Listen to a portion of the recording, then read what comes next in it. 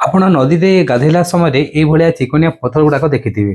ତ ଏଇ ପଥର ଗୁଡାକ ଚିକଣ କଣ ପାଇଁ ହୁଏ ଯଦି ଆପଣ ନିଶ୍ଚିତ ଭାବେ ଜାଣିଥିବେ କି ପାଣି ଯେହେତୁ ଫ୍ଲୋ କରେ ନଦୀରେ ତ ଘଷି ହେଇକି ତା ଯୋଉ ଆକାରଟା ଏଇଭଳିଆ ମାନେ ପ୍ଲେନ ପଲିଶ ହୋଇଯାଏ।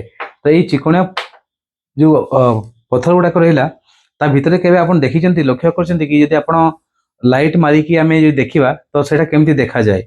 ତ ସେଗୁଡାକ ଅସ୍ୱଚ୍ଛ ନା ସ୍ୱଚ୍ଛ ତ ସେଇଟା ଜାଣିବା ପାଇଁ ତ ସେ ଯୋଉ ଇମ୍ପ୍ୟୁରିଟି ଗୁଡାକ ଥାଏ ତ ଏଠି ଗୋଟେ ପରୀକ୍ଷା କରିବା। ସପୋଜ ଧରନ୍ତୁ ଗୋଟେ ଆମେ ଯେକୌଣସି ପଥରଟା ନେଉଛେ ଆଉ ପଥର ଦେହରେ ଯଦି ଆମେ ଲାଇଟ୍ ମାରିକି ଦେଖାଉଛେ ତ ପ୍ରଥମେ ମୁଁ ହ୍ୱାଇଟ୍ ଲାଇଟ୍ଟା ମାରିକି ଦେଖାଉଛି ଆଉ ଲାଇଟ୍ଟା ମୁଁ ଫାଷ୍ଟ ଅଫ୍ କରିଦେଉଛି।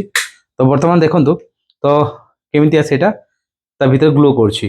ତ ଯଦି ମୁଁ ପଥର ଅଲଗା ପ୍ରକାର ନିଏ ତ ଆଉ ଗୋଟେ ଅଲଗା ପ୍ରକାର ପଥର ନେଉଛି ତ ସେଇଟା ବି ଗ୍ଲୋ କରୁଛି। ତ ଯେକୌଣସି ବି ପଥର ମୁଁ ନେଇକି ଦେଖୁଛି ଆପଣ ଦେଖିପାରିବେ ସେଇଟା ଗ୍ଲୋ କରୁଛି। ତ ବର୍ତ୍ତମାନ ମୁଁ କ'ଣ କରୁଛି ତ ଏବେକା ମୁଁ ଯେଉଁ ନେଇଥିଲି ହ୍ୱାଇଟ୍ ଲାଇଟ୍ଟା ତା ବଦଳରେ ମୁଁ ଲେଜର ଲାଇଟ୍ଟା ବ୍ୟବହାର କରୁଛି। ତ ଏବେ ମୁଁ ଲେଜରରେ ଯଦି ଦେଖିବି ଯେହେତୁ ତା ଇଣ୍ଟେନ୍ସିଟିଟା ଏଠୁ ହାଏ ତ ଏଥିରେ ଆପଣ ଦେଖିପାରିବେ ତା ଯେଉଁ ଗ୍ଲୋ କରିବାଟା ବେଶୀ କ୍ଲିୟରଲି ଆପଣ ଦେଖିପାରିବେ।